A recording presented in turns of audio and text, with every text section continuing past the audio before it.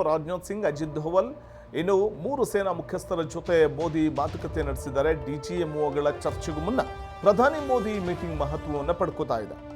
ಇವತ್ತು ಭಾರತ ಮತ್ತು ಪಾಕಿಸ್ತಾನದ ಡಿಜಿಎಂಒಗಳ ಚರ್ಚೆಗೂ ಮುನ್ನ ಸಿಡಿಎಸ್ ಮತ್ತು 3 ಸೇನಾ ಮುಖ್ಯಸ್ಥರ ಜೊತೆ ಮೋದಿ ಮಾತುಕತೆ ನಡೆಸಿದ್ದಾರೆ. ಡಿಜಿಎಂಒಗಳ ಚರ್ಚೆಗೂ ಮುನ್ನ ಪ್ರಧಾನಿ ಮೋದಿ ನಡೆಸಿರುವಂಥ ಮಾತುಕತೆ ಇದು. ಹೈ ವೋಲ್ಟೇಜ್ ಚರ್ಚೆ 1.5 ಗಂಟೆಗಳ ಕಾಲ ನಡೆದಂಥ ಸಭೆ ಇದು. ಹೈ ವೋಲ್ಟೇಜ್ ಸಭೆ. ರಕ್ಷಣಾ ಸಚಿವ ರಾಜನಾಥ್ ಸಿಂಗ್ ಮತ್ತು ರಾಷ್ಟ್ರೀಯ ಭದ್ರತಾ ಸಲಹೆಗಾರ ಅಜಿತ್ ಧೋವಲ್ ಮತ್ತು ಪ್ರಧಾನಿ ನರೇಂದ್ರ ಮೋದಿ ಈ ಒಂದು ಸಭೆಯಲ್ಲಿ ಭಾಗಿಯಾಗಿದ್ದರು. ರಕ್ಷಣಾ ಸಚಿವ ರಾಜನಾಥ್ ಸಿಂಗ್, ರಾಷ್ಟ್ರೀಯ ಭದ್ರತಾ ಸಲಹೆಗಾರ ಅಜಿತ್ ಧೋವಲ್ ಮತ್ತು ಸಿಡಿಎಸ್ ಹಾಗೂ 3 ಸೇನಾ ಮುಖ್ಯಸ್ಥರು, ಭೂಸೇನೆ, ನೌಕಾಸೇನೆ ಮತ್ತು ವಾಯುಸೇನೆ ಮುಖ್ಯಸ್ಥರು ಕೂಡ ಈ ಸಭೆಯಲ್ಲಿ ಭಾಗಿಯಾಗಿದ್ದು ಮೋದಿ ಮಾತುಕತೆಯನ್ನು ನಡೆಸಿದ್ದಾರೆ. ಈಗಾಗಲೇ ರಾಷ್ಟ್ರವ್ಯಾಪಿ ಒಂದಷ್ಟು ಆಕ್ರೋಶಗಳು ವ್ಯಕ್ತವಾಗ್ತಾ ಇದೆ ಕೇಂದ್ರದ ನಿರ್ಧಾರಕ್ಕೆ. ಕದನ ವಿರಾಮವನ್ನು ಘೋಷಣೆ ಮಾಡಿದ್ಯಾಕೆ? ಭಾರತ ಪಾಕಿಸ್ತಾನಕ್ಕೆ ನುಗ್ಗಿ ಹೊಡಿಬೇಕಾಗಿತ್ತು. ಯಾಕಂದರೆ ನರಿ ಬುದ್ಧಿಯ ಪಾಕಿಸ್ತಾನ ಇಷ್ಟಕ್ಕೆ ಬುದ್ಧಿ ಕಲಿಯೋದಿಲ್ಲ.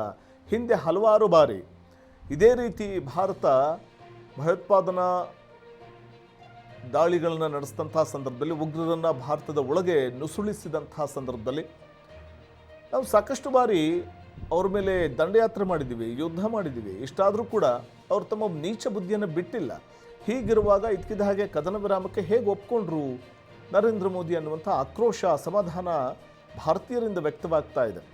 ಸೊ ಇಂಥ ಸಂದರ್ಭದಲ್ಲೇ ಈ ಕದನ ವಿರಾಮ ಇದು ಕೇವಲ ತಾತ್ಕಾಲಿಕನ, ಅಥವಾ ಈ ಕದನ ವಿರಾಮ ದೀರ್ಘಕಾಲ ಮುಂದುವರಿಯುತ್ತಾ, ಅಥವಾ ತಾತ್ಕಾಲಿಕವಾಗಿದ್ದೇ ಆದರೆ ಮತ್ತೆ ಯುದ್ಧ ಶುರುವಾಗುತ್ತಾ, ಕದನ ಶುರುವಾಗುತ್ತಾ ಪಾಕಿಸ್ತಾನದ ಮೇಲೆ ಅನ್ನುವಂಥದ್ದನ್ನು ಕಾದು ನೋಡಬೇಕು. ಇದೆಲ್ಲವೂ ಕೂಡ ಇವತ್ತು ನಡೆಯುವಂಥ ಡಿಜಿಎಂಒಗಳ ನಡುವಿನ ಸಭೆಯಲ್ಲಿ ನಡೆಯುವಂಥ ಮಾತುಕತೆಯ ಮೇಲೆ ನಿಂತಿದೆ.